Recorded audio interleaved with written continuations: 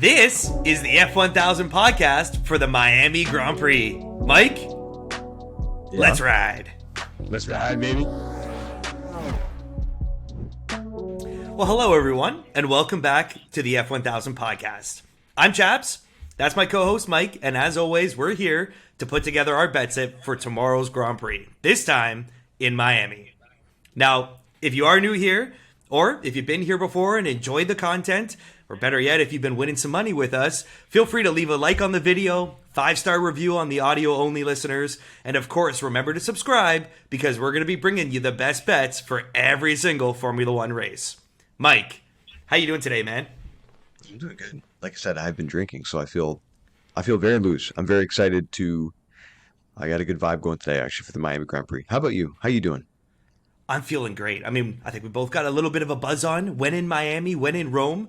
It's a night. We're doing a night recording here a little bit later in the day, but we're feeling great. And you know what, Mike? I think I'm seeing some lines that I feel great about. Okay, can we lead off with a concept? What if I lead off with a concept? Is that okay? Do you think that this race is going to be a difficult race tomorrow? And I'm only saying that because of the following reasons. I'll give you some reasons to tell you. So, this track has been resurfaced recently. Mm-hmm. And there is much less grip, it seems like, than there was last year because of the change in the surface. So just consider that for a second. What we've seen in the last in all four sessions, actually, from free practice 1 all the way through qualifying, is cars that when they deviate from the racing line, they lose grip. And very peculiarly enough, compared to some other tracks, the one attribute that seems to set this track apart from other tracks, from a grip perspective, is that the more the racing line rubbers in, the greater the contrast between the racing line and off the line. And that contrast in grip really seems to be catching drivers out. Do you agree with that assessment?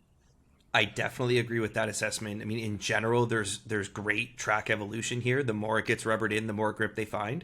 But the challenge is they can't go offline. And what's the implication of that? Maybe we see less overtaking.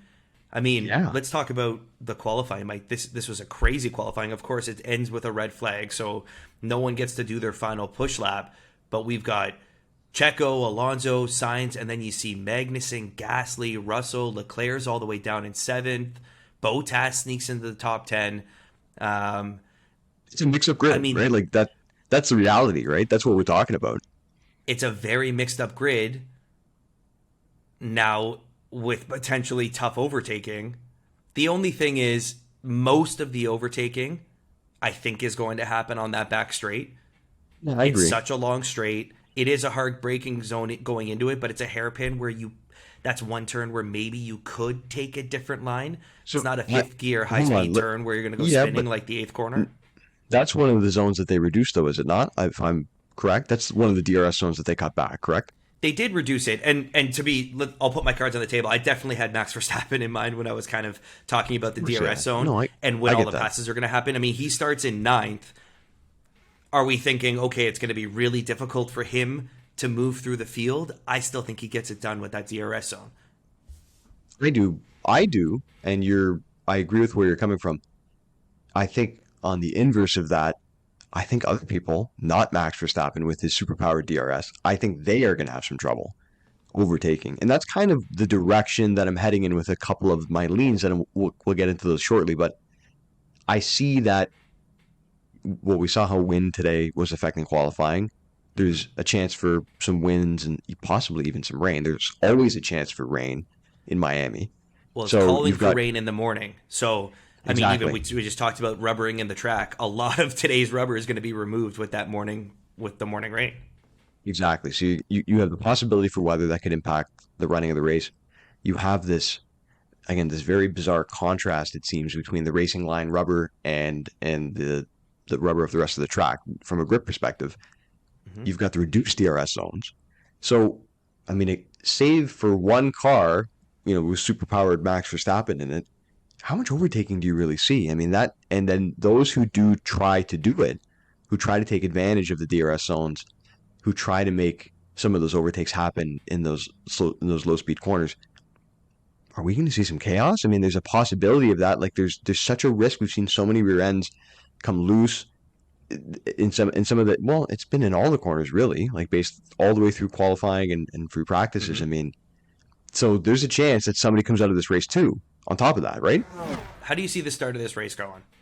Yeah, because you want to take Alonso to be ahead of Checo, eh? Maybe Alonso to lead the first lap I saw that. is plus 300. I saw, buddy. I have it marked down. I mean, the inverse of that is one race leader was plus 450. I thought both of those could be interesting, but that's why I wanted to say, how do we see this first corner going? Oh man, that is tough. Like Alonso What could did you start easily, on? he tends to get away very well, right? Checo If he puts his, doesn't get away very well. I know. If Alonso puts his car in the box, he can get away pretty good.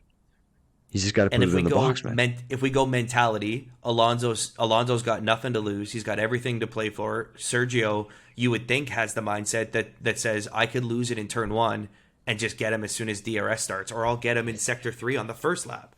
I know. Although that would hurt this bet, but Yeah, he might. He might. I mean, don't it's know the if he would DRS. need to do that. We saw it in It's Baku, a DRS right? advantage. Yeah, that's these guys don't even have to literally make a play until DRS is. That's why I No, like the idea of having it be lap one because they know maybe it's a I don't flyer. have to. I don't need to do. What was that? What was the points on that? Alonso is plus 300 to lead the first lap. Hmm. But if he doesn't get him in turn one, then it's probably unlikely he gets him. He would definitely try to get him into turn one for sure. I was thinking like, He's is got he? nothing to lose. He's gonna. This is the thing though. Like he's got nothing to lose, but what kind of? He's so calculated in what he does that, and he's very aware of what's going on. Obviously with the Red Bull and the fact that he knows that probably those two spots are going to be occupied by Checo and Max in some order. He That's true. honestly might not even like. Will he push right away, knowing that? What is he going to do? Just wear out in the beginning of the race, like maybe wear out tires more than he needs to, just to hold on to third. Yeah. I It's a don't great know. point. I mean, I was debating does he hold off Max maybe in this race, and all I could think Maybe. about was his comments, his interview before Saudi, where he said, "Yeah, no, Yeah. Max is going to get me by lap 24," and he was on the lap, It was like he got it literally, exact. yeah, it was like Yeah, almost the exact lap. Yeah. so maybe he carries that same mentality, and he's just happy with his podiums. Yeah. So can I bleed that into Alonso to finish on the podium at minus 200? So again, he's starting to, maybe he has the mentality. Like I like both mentalities, to be honest. More so, I like him possibly being more conservative with Checo. Like I don't mind those guys. They could both be very Yep. conservative at the start of the race. So I like that. I mean, I see Alonso finishing on this podium. I think there's a Yeah. couple of different ways that we can maybe capitalize on it. Okay, You what do brought you up see? minus 200. That would be the Minus easiest, 200. simplest, but longest odds, Yeah. shortest odds. Shortest thoughts. Shortest thoughts. Checo and Alonso to both be on the podium is minus 120. I had that written down too. Is Checo just not on? Is this podium not just the both Red Bulls and Alonso? And you just have to hope that it's clean at the front. You know what? I will say that I think it probably will be clean at the front. And I say that because we've seen, like, Checo does well in these slow corners. He does, he's not afraid of flirting with the wall, but he keeps it on the racing line. I mean, like, he's pretty responsible. So I don't Yeah. think I'm jinxing myself or jinxing us when I say that I think he's going to be, like, if he goes off the track, he goes off the track. And then Alonso, again, like, he's just so It's a responsible bolted driver, onto and the track and his so whole mentality, responsible. he's just so happy to be on the podium. Yeah. Like He he's just not loves it. expecting to win this race. No, and that's the thing. That's the thing. I think he's going to manage the race. Okay, so we both think that Red Bull finishes 1-2. We've kind of alluded to that. Yeah. No, but I'm not. Do you want to? What was that? It was a dual forecast that you were looking at, or Dual forecast. So 1-2 any orders minus 120.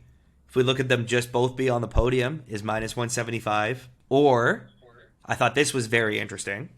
yeah, Red Bull to have the most points. It's a team's bet. It's minus 250.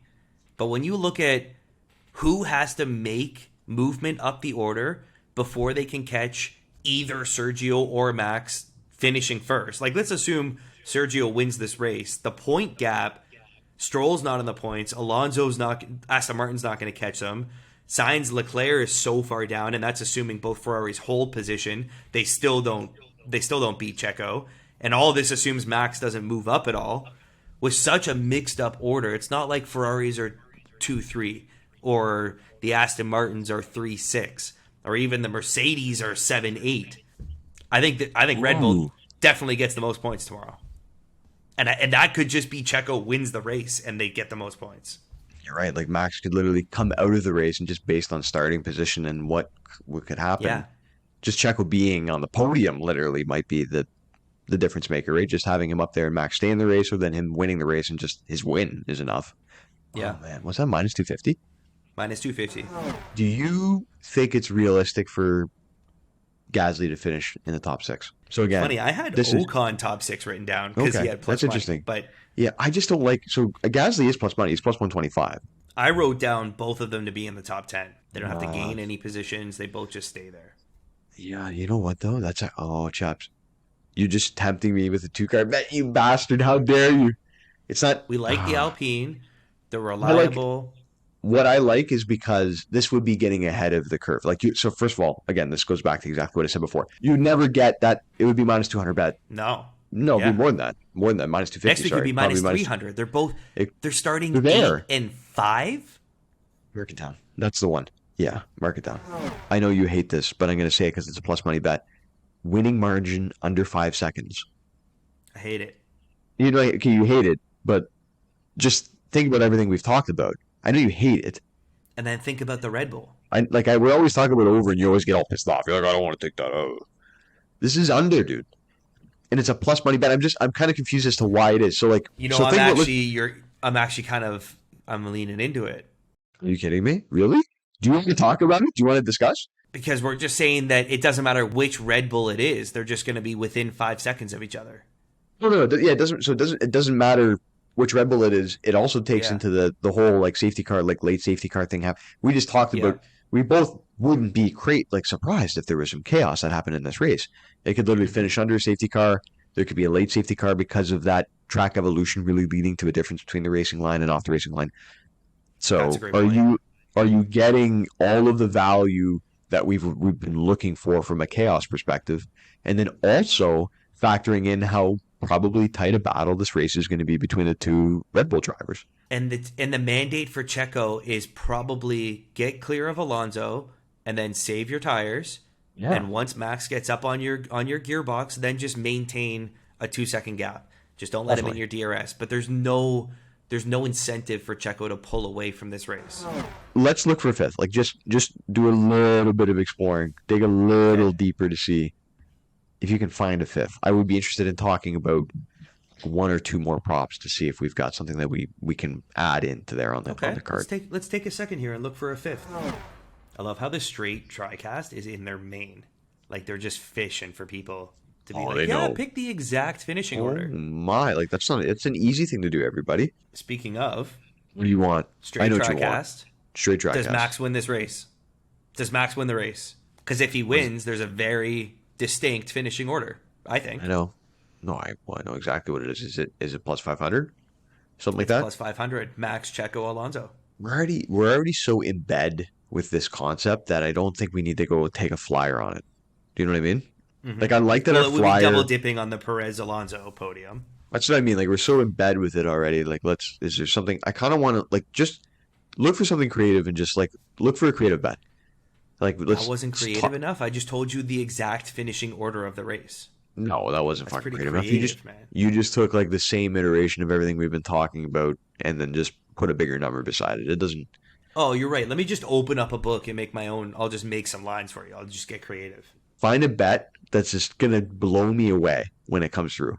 Max leads lap 10. Goes against everything we said about overtaking but you want to be creative. It's plus 2,000. He's out for revenge. You're making me think. Actually, you know what? That was a sick bet to pitch. Interesting. Very interesting. Max leads after lap 10. Let's put $50 on it. $50. If he just goes off early in the race, we win $1,000. Max leads after lap 10. Man. You wanted something crazy. Chaps, I think that might have been it. What do you like about it? Just that he might do it? Like, it took him 20 laps to get Alonso in Saudi. No. But he started, he was 14th or something, right? He's 15th. I think it's 14 or 15. I mean... He's in 9th. he's a ninth. It's like you have to have your cards fall in an incredible direction all in one way. But I Even know, dude, so, I mean, I'll talk myself out of it. Even if there is a safety car, like no, that's not pit stops yet. That's not in the pit window. So it's not like he's going to gain positions by a well, that's why it's by a plus pit 2,000. stop. I mean, yeah. Yeah, When you just what you're hoping for is maybe a little something going on at the front. It doesn't like the best part is it's Max Verstappen. It's like technically nothing has to go on for him to have the lead by lap 10. Oh fuck. Okay, hold on. Let me go back at you with something because that okay, was really sick. I'm not saying no to that. I was very surprised by that. okay. Throw something at me. I don't even know what I can come back with. I love that bet. It's so sneaky. It's so sneaky. I don't know if I can, chaps. It's so interesting. It's so intriguing because it's just it seems impossible that a guy in ninth would be in first place, but it's not impossible.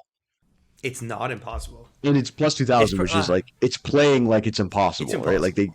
they gave you odds that like plus 2,000 is impossible. It's not happening. I I think think that that's the $50 flyer, man. dude, it's such a good bet. Like I know it's not gonna win, but like I love the idea of having the bet. That just maybe it just happens. Maybe you just hit on. I just like the fact that it's an intra race bet too. I'm a fan of Yeah, that. something to cheer for 30 minutes into the race. Okay, so the bet slip for the Miami Grand Prix. Start at the top. We've got Red Bull to have the most team points in this race. It's minus 250, and we've got $500 on that one. We've got Alpine to have both cars in the top 10. It's minus 120, and we've got $200 on that one. Next up, we've got a combination podium. It's Fernando Alonso and Sergio Perez to both be on the podium in any order. It's minus 120. We're putting $200 on that one. Then we've got a couple of flyers. We've got the winning margin for this race to be under 5 seconds. It's plus 300, and we're putting $50 on that one. And then an even more fun, even more of a flyer, we've got Max Verstappen to lead lap 10 of this race. It's plus 2,000, and we're putting $50 on that one.